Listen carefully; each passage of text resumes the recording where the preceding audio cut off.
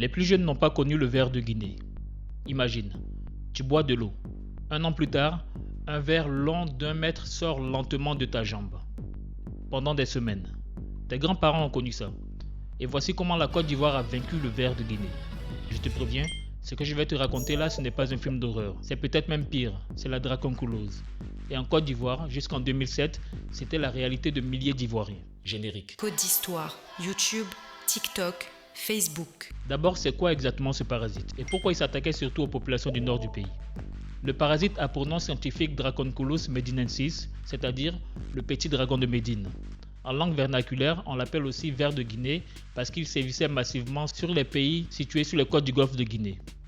En Côte d'Ivoire, le foyer historique c'était surtout le nord, notamment autour des villes comme Korogo, Boundiali, Fekessédougou, Odiéné.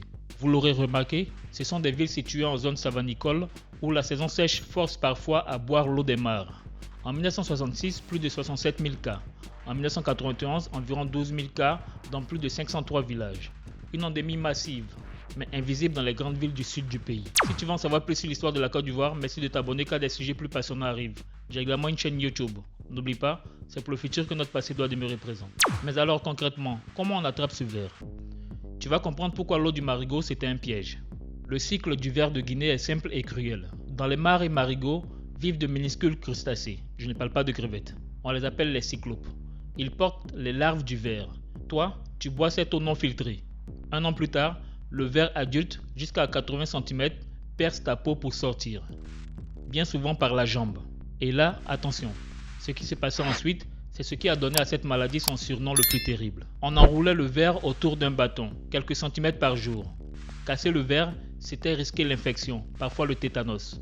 Marcher devenait impossible.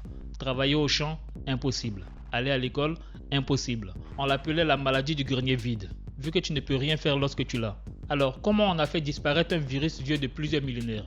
La réponse va te surprendre. Pour éradiquer le ver de Guinée, on n'a pas eu réellement besoin de grand-chose. Pas besoin de vaccins ni de médicaments.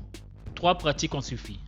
D'abord filtrer l'eau, ensuite creuser des puits et enfin surveiller chaque cas. Justement, le dernier cas autochtone ivoirien est signalé en 2007. En 2014, l'OMS certifie officiellement la Côte d'Ivoire exempte de ver de Guinée. La maladie du ver de Guinée est une maladie vieille de 3500 ans mentionnée par les Égyptiens et vaincue de ton vivant. Sans médicaments, simplement avec de l'eau propre. Et toi, est-ce que tu avais entendu parler de cette maladie? Dis-le nous en commentaire.